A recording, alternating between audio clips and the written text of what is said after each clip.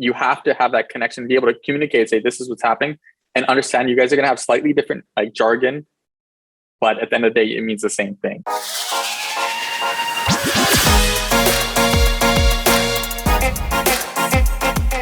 Hello, and welcome to episode 67 of the Smart Agents Podcast. My name is Michael Walter, and I'll be your host. In today's episode, we are joined by Vice President of TownSquare Realtors, Syed Khurrum.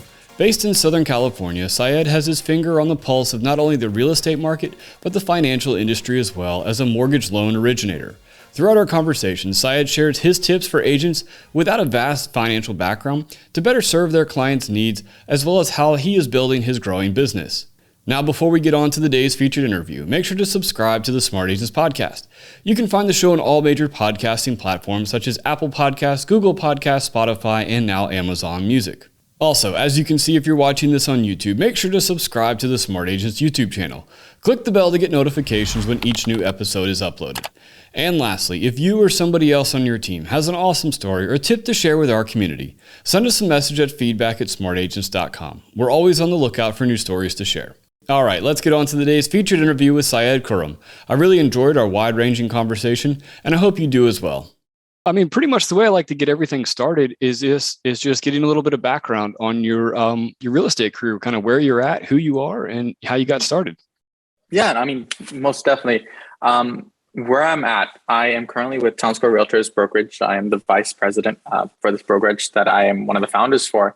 And pretty much my whole background in real estate and both finance, because it really kind of goes hand in hand, is my father was in real estate and working with investment properties, and now he's the senior vice president for a finance bank.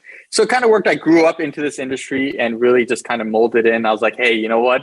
This kind of works, especially when I was in college. I was like, all right, I think I'm interested in doing this and, pursuing it, because I was like, okay, when I hopped in myself, I was like, all right, cool. I get it. And like these things are picking up pretty quickly for me. It definitely, a lot of beneficial on the skills and things like that was, I feel like a huge jump compared to, someone who may not have had that additional, background, which it does help. Yeah, definitely. I mean, it definitely helps having that, first off, a father that you can kind of turn to and ask any question you need. Exactly. But then, also just kind of knowing, not just like the sales part of it, but also the lifestyle part of it. You kind of know what you're getting into, whereas somebody brand new getting in, whether they're 22 or 65, they have no idea what it takes if they've never done it before. I 100% agree. It's honestly, it's like, it's funny to say, it's like, it's not just like a job. It's, not even to say career is not even suffice to say, it's literally a whole lifestyle. When you're in sales, being in every sort of industry, regardless of actually which the actual niche is, it's all the same. You have to be very attentive to your customers, clients, and really make sure you're going out of your way to, make sure that they have an amazing experience and you really personalize it to them. And you're always on your phone 24/7, no matter what. You could be on a date and you still got to pick up the phone. Unfortunately, on some of those occasions, you get in trouble a little bit, but at the end of the day, it's worth it because that's just the nature of the beast, Right. So, kind of growing up in the industry and around the industry, what was it that kind of made you decide that, yeah, you know what, this is the route that I want to go? Because I do know a lot of people that kind of grow up around it, like, yeah, I'm out. I want nothing to do with it. Polar opposite. Yeah, no, it was funny because originally I was like, you know what, I want to go into medicine, and that this is really cool. And I was like, in between us, I was like, man, I like medicine. I like, the whole, bio field is really interesting. It just wasn't where my passion is. I felt like, hey, I need to be out. I feel like if I'm going to make a name for myself, am I going to grow in whatever I do? I think I need to, put boots to the ground, really. So that's what really attracted me to this, industry, is because you are what you put into it, no matter what. End of the day, whether you're door knocking, cold calling, just going to different events and talking to people, you will get the customers that you are going to putting the energy out there. If you're not putting in the work, you're just going to be sitting. Unfortunately, that's just, be it good or bad, it's a huge thing. And so I was really, I guess, at first, I think I was attracted to it. I was like, man, I got to go out there and I got to, prove myself. And it felt kind of cool to be like, hey, I could, handle on my own. It was kind of a cool experience. Right. So when you, first kind of broke into it, how did you break into it? You see, you have a finance background also. So what kind of came first for you? So what came first was actually real estate. And the good thing about that, and having my dad who, was in finance, I was able to kind of listen to him whenever he would talk to customers and things like that. It's more specifically on the finance side, and just hearing like what's going on in the transaction from a side that most realtors do not hear. I'm gonna be honest, most realtors don't understand the financing. It's just a different industry. They don't interact. Sometimes it's just a different, cog in this, wheel. And so when I really got into it, it was really beneficial having that experience. So when I was able to like talk to customers, I could give them, hey, this is what's happening. Because a lot of times I feel like a realtor, it's nothing bad or good. They're not aware of the full other side of your pretty much counterpart. So being able to explain what's actually happening, I think made them feel way more comfortable and with the process. And they're like, okay, cool. You're explaining it in a much better way versus, oh, I only know one thing. I'm not going to do anything else. I'm just focusing on that. And it becomes a little bit one-sided, and you almost feel like a disconnect with, your counterpart, regardless of who the finance person is or the realtor is. You have to have that connection, be able to communicate, say, this is what's happening, and understand you guys are going to have slightly different like jargon, but at the end of the day, it means the same thing. It comes together at the end. The client gets the house. That's Right. Well, and just you're able to explain that jargon. Yeah. A lot better. Yes. Like if something comes up, you're able to explain, or you're even able to kind of give a heads up of what may happen, which I think is really beneficial, having those hypotheticals kind of already laid out there. Exactly. Yeah. Because if it's like, hey, this is going to happen, and they're like, okay, what do you mean? And so I will go through it, one by one. This is, potentially what could happen during this process. They're a lot more comfortable because when that finance guy asks, hey, this scenario did happen, they're like, don't worry, here, I have all the documents done. And they're like, well, how'd you do that? It's like, the realtor gave me a heads up. This is what's happening. Not trying to step on toes, but I'd rather have both sides just happy that, the client is ready and prepared in every situation. It's really like, I always think it, going into a transaction is like almost like going to like war or something like that. You want to have your army, and that's your client, prepped in every single measure, because if the underwriter asks something, or if like inspection comes up, you want to make sure that they're ready, they're prepped. They're not going to be like, hey, what's happening? And feel like you don't want them to feel too vulnerable, because you at the end of the day are the ones holding their hands and saying, hey, we got this, and we're going to get you to that end, get you the end goal. Right. So, as you kind of went through this process of, kind of really learning the finance side of things, what are some of the things that you learned that, you think, agents that don't have that background, that, maybe don't have that part of it? What are like the top two things, if you could, that agents need to be aware of that can help out their clients? Okay. I would say the first one would have to be that we can't get a pre-approval instantly. That's like the biggest thing. I mean, I wish you could get, qualified really quickly, and that's qualification, because there's a difference between qualification and pre-approval, and that's the biggest thing. I feel like I would say that's number one, actually, because pre-qualification is just going through the documents and just glancing, right? Really just say, oh yeah, this is what you'll qualify for. But when you get a pre-approval is when, hey, we went, pen to paper, checked all your documents, checked it off, and, had an underwriter glance and say, yeah, you're good. This is the number. As long as you meet those conditions, you're fantastic. And that's a really big thing, because some realtors are just interchanging it. It's synonyms, but unfortunately it does not, translate exactly one-to-one. And then I would say number two, not having control of sometimes the documents, because sometimes they're like, hey, can you get me the answer quick? And I'm like, hey, I'm waiting for the client to send me the documents. They're like, well, can't you just expedite it? I was like, I would love to. Just the customer has to send me the documents for me to process the thing. And they don't understand that it's not us saying we're going slow or anything. Like, we could ask a million times. Once they do it, then we could go guns blazing and get it handled. And I think that's just to understand that we're also humans on the other side as well. Right. And I think a lot of that comes down to, the communication between all the different parties, but then also, creating those relationships with each other prior to the client ever being a part of it, really kind of building those relationships with the different people you're going to be working with throughout the years. I 100% agree with that. Yeah. So, so what are some of the things that you've done to really kind of build those relationships with, the different people in your market? So when it comes to on the real estate side, because it's almost like two channels, the way I kind of see it. One's one's real estate, one's finance. And I like to keep them separate just because they're two different beasts. So for real estate, I really like to go to different sort of networking events. Obviously, some of the things I'm saying prior to COVID, things like that, just, for safety reasons, right?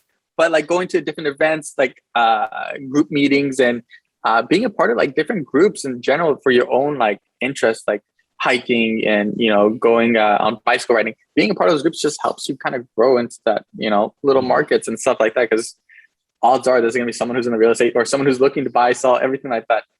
That's one way. For the finance, same way, do some events, but with us at Devon Bank, we're licensed in 32 different states. I'm unable to actually go sometimes to like Washington, for example. So just having those communications with the clients, because sometimes they come directly to us to want to make sure they're qualified in order to buy the house. I then say, okay, fantastic. Do you have a realtor that you're currently talking to? If not, I mean, I'm sure we have someone we could recommend. I'll get on a phone call with the realtor, say, hey, how's it going? This is, my name's Syed. I'm with Devon Bank. I would love to help you and go through this process with your clients. I mean, we're in it together. What's happening? Give me the lowdown. What are they really looking for from what they're telling me? And then we can find the middle ground. What's the goal? And that's huge, because I feel like I've had this conversation a lot of times with a lot of realtors, and they're like, most of the time, whenever I call a lender or anything like that, they never pick up. And I'm like, oh, that's not bad. So I feel like I take into it as a realtor mind. If someone calls, I got to pick up the phone. I mean, it's just key. You're not going to close the deal if you don't pick up the phone. Right. And I think that's, super beneficial for what you got going on. I mean, you see it from all sides. So yeah, the pain points that everybody experiences. Exactly. So you're not going to leave somebody hanging. Exactly. And even times when I'm, I'd like to keep the transactions separate, so I'm not doing both, because that's too chaotic. I'd rather keep it separate. I'd rather say, if I see that the lender may need some help, I would just give them a call. Like, hey, I am on the fence. Let me know which documents are you going to request from the guy. I could push him through, because I understand what he's going for. And then vice versa, I'll talk to the realtors like, hey, how's it going? Are you guys good? Do you need any help? And even if it's just me giving that advice, in my opinion, not to say, oh, I'm pushing my agenda or anything, just to make sure that they feel like they're supported on either side is huge. Because I think a lot of the times people think this industry is cutthroat, that you have to go, oh, it's everyone versus everyone. In reality, it's not. You as a realtor, you as a lender are going to have your own clientele that may never even intermingle with someone else. Mm-hmm. And you guys could cohabitate. There's enough properties, there's enough refinances, enough purchases to go around for literally everyone. That's how I kind of see things. Right. So kind of moving on to your business that you're growing. Tell me a little bit about this business that you're building. So I kind of really built in terms of working with Devon Bank. It's actually headquartered out of Chicago.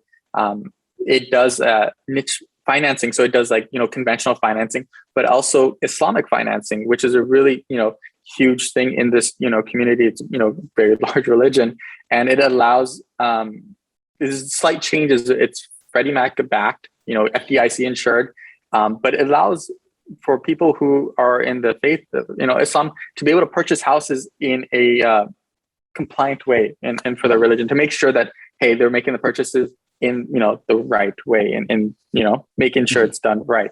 And because there's just slight, different variations of, interest versus a profit, that's a big thing. You're not allowed to make money off of interest, but you could buy it if you're purchasing a house and I'm selling it back to you, you could make money off of that. And the best example I always say when it comes to finance, to explain, really what it is. If you go to a bank and say, hey, I want to buy this house, they're going to lend you money and you're going to pay money off that money. If you are doing an Islamic finance thing, especially with Devon Bank, what you're doing is saying, hey, okay, you want a piece of yarn and I know a guy who has a piece of yarn. I'm gonna go to my guy and say, hey, I know someone who wants to buy yarn. I'm going to buy your yarn for $2 and I'm going to make something out of it and I'll sell it back to you because you wanted it for $3. You're going to get to the same angle. You're still buying the house, but it's really the language that changes, how it is. And it's kind of, cool because it allows people who may not have thought they were able to buy a house because of, religious purposes, because, a lot of times they're like, hey, I need to buy this house in cash and I don't have, $500,000 in cash. It allows them that opportunity to grow and it's phenomenal, really, to be able to, help these people, Right. Yeah. I mean, I think, especially having that, that service out there for people, especially in a market the way it is right now too, right? Like things are kind of crazy to begin with, but then you add in all these other, these kind of, these rules and regulations, that you're helping people. I think that's got to be very gratifying for you. Yeah, no, it definitely is, because I feel like this is, one thing I always I would try to preach. I was like, I wish these things were taught in high school. I wish sort of these, fundamentals and become finance and real estate was taught in school, because a lot of people, when you talk to them, they're unaware of these kind of little programs or things that could help them become homeowners for not having to do 20% down, and that they're able to do all these programs, that they're able to actually purchase a house, but unfortunately aren't really taught that in school. And it's just you feel like the unfairness. So I always try to give as much knowledge as I can to everyone, so then they could at least pass it on, or keep going forward, because that's how we're going to grow, worldwide in reality. So we just pass on any free knowledge that we can. It helps everyone, because they could tell their kids and their kids. It's a snowball effect.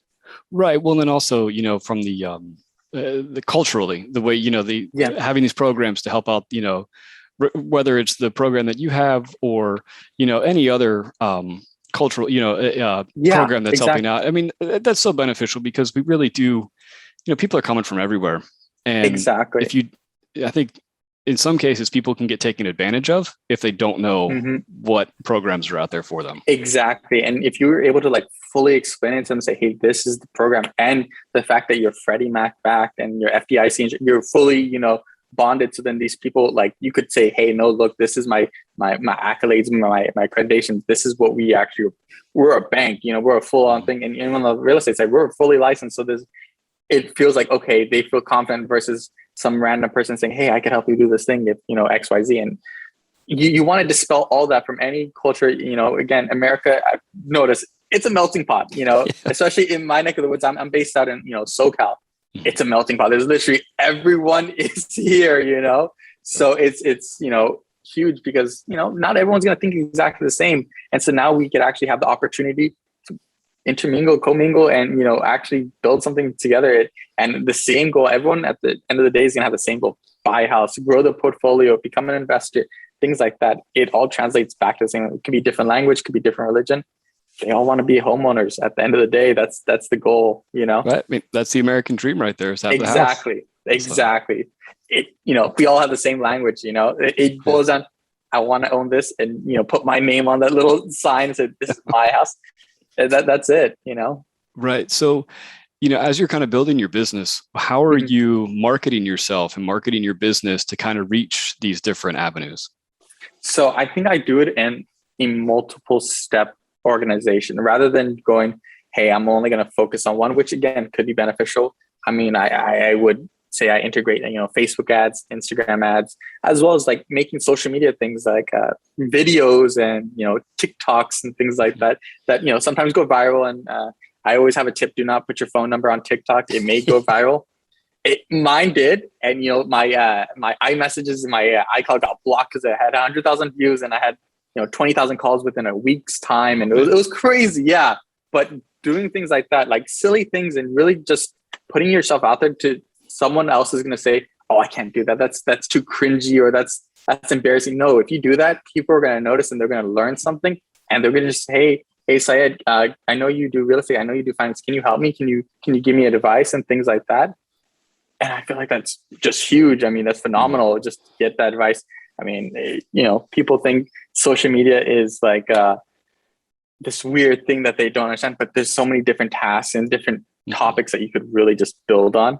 And that's why I kind of sometimes preach, TikTok is one thing that you could do. It's free. It takes 10 seconds, make a video, and hey, this could be the one that gets you a lead. I've actually gotten people from clear across the country saying, hey, I mean, can you help me buy a house? Can you I was like, okay, cool. It was fantastic. And I remember I had a kid who was I think messaging, hey, my parents are actually looking. I'm 16. I give them your number. And then the parents called me. They're like, so my son showed me a TikTok of yours. And I was like, thank you. I appreciate that.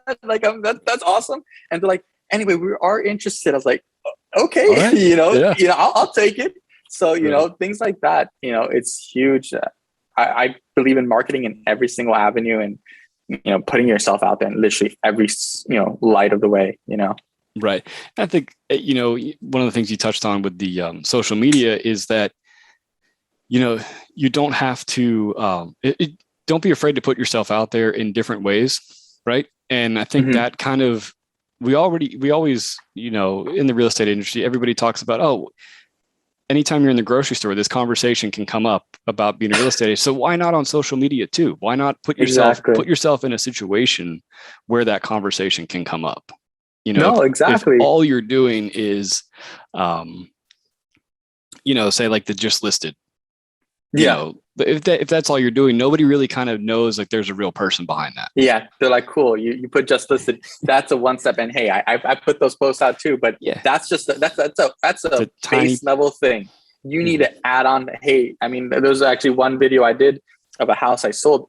I literally did it was a TikTok that I ran around through the house. I was like, look at this. Like, I mean, really quickly. And like, you see me like huffing and puffing and people were just laughing because I was like, and we're done. Cause I think it was like when TikTok only allowed for like the 20-second time, they didn't do any extensions. So I was like, I did that really quick. I was like, what do you think? What do you think? And people just loved it. I think it got like, almost 20,000 views or something like when I was really, early on. And, I posted on Instagram, got a bunch of views too. And like things like that. I mean, you have to be willing to adapt to times and then adapt to some of the trends. I mean, obviously be careful on, you want to make sure you're not stepping on any toes, but, do some of the trends that are harmless, things like that, like running around the house or, I think one of my funny things is just like pointing out random facts in a house and just like, what do you guys think about this? Is this weird? I mean, one time I saw a house that had a carpet in the where the toilet was. I was like, guys, I don't know if this is the right move. Maybe we should have this removed. If you do end up buying this, I'm gonna be honest. And people liked it, because I was being honest. I wasn't be like, oh, look at this amazing bathroom. I mean, hey, look, you could have carpet here, because I was just being genuine. I gave my opinion rather than saying just try to sell it. I was being honest, and that's what I feel like attracts people, because you're being genuine and not you're not selling the product. You're really just saying, hey, this is what I do. If you're interested, come to me. You're your one stop. If anyone thinks of it, they're going to go to you just because they like you. I mean, that's how I see it. Right. So just before wrapping up, just tell me a little bit about, what's kind of the future plans for you. What's kind of the next, we're here at the tail end of 2021. What's 2022 looking like? Yeah, no, I mean, honestly, I feel like it's a lot of things. I mean, it's just wrapping up everything from 2021 and things that were, happening in 2020 that, somehow got slowed down, but now, carrying over. I feel like there's, huge growth opportunity. I mean, there's still such a low inventory that's, allowing for, sellers to make a great deal and allowing for buyers, because the rates are still really low, for them to be able to get into houses for, very, low cost. I think, I'm definitely building up on the purchase side. I mean, this year alone, there was a lot of refinances happening, and it's still a great time to refinance, but definitely the purchase market is, people are getting houses now easier as compared to before. I mean, there's going to be, more inventory slowly rolling through, which is fantastic news. I mean, you saw with Zillow, hopefully they put some of those houses that they bought, I'm hoping for those. And so that's going to just definitely grow. I mean, I have a lot of people there, I have a ton of people, they're ready, they're approved, they're ready to buy. Now it's just finding the house. And it's really, crucial to build your pipeline. I've learned you shouldn't build your pipeline for tomorrow or for this month. You got to build it for next year. So everything that I've been working on, all these little projects, things like that, I'm building it so my next year is going to be double what my this year is, and just growing forward. And like, I don't know, I like to think of it like that. Or even think a month in advance to start off is just say, hey, okay, I'm in November right now. I can't believe it's November, but let me think of December's time. What am I going to do there? And just planning ahead, I feel like allows you to kind of gives you a buffer. So if something happens, you're ready and you already have that plan in action. Right. Yeah, definitely. I think that's a really smart way to do things. I mean, just if you think about just where we're at right now in time, these next couple of months, you got the holidays and people's, everything's kind of crazy, for the next couple of months. So, if you don't have that little buffer built up for yourself to where business will be kind of coming in or deals will be closing over that time, it can be tough. Because Christmas, it's going to slow down. I mean, people don't want to move during Christmas or New Year's. I mean, they're just like, hey, I need to be here after, yes, and before, yes, but 25th to the 1st, even like the 2nd. I mean, everyone's tired on New Year's Day, They're going to be like, I need a break. So you want to make sure that you're setting up all these things so that you're good and you're ready and you're applied to help your customers too, and make sure you're prepared. And then the one thing I feel like maybe to end this off, or, if you had any other questions, is as an agent, as a financier, as just a human being, you need to also take time for yourself. Like, it's so crucial, because I mean, sometimes I get wrapped up in work and I'm like 8 a.m. to, 9 p.m. just sitting on my desk, and I'm like, that's good. It's good to get work done. It's all fantastic, but you actually have to take time for yourself, because you're not going to be as productive. You're not going to be as beneficial to your clients if you're just droning away. You need to take a few minutes, even a few minutes a day is just going to help you just mentally. Hey, I got this. Give yourself reaffirmations and things like that. That's going to help just you as a person. You don't feel like, oh my gosh, the next client. You feel like rejuvenated. Like, I'm excited. I'm pumped for the next client. Right. Yeah, no, I definitely understand that. And I think even more so now that, a lot of people are, we all have home offices now, right?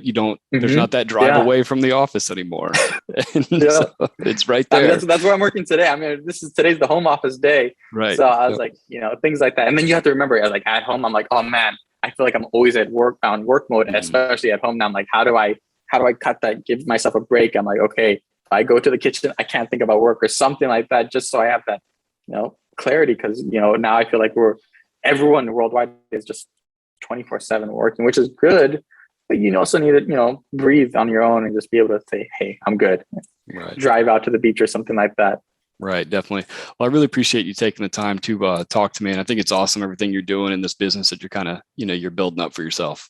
No, I definitely appreciate it. I'm really excited. If you guys ever want me back, I'll be happy to be back. Absolutely. We'll definitely be checking in to see how that pipeline, how things are growing. Thank you. I want to thank Syed for taking the time to talk with us today, and I really enjoyed our conversation. So once again, if you think you or somebody else on your team has an awesome story or a tip to share with our community, send us a message at feedback@smartagents.com. Well, that wraps things up for this episode, but remember, follow the show wherever you listen to podcasts, and make sure to subscribe to the Smart Agents YouTube channel. Again, I'm Michael Walter, and we'll see you on the next episode.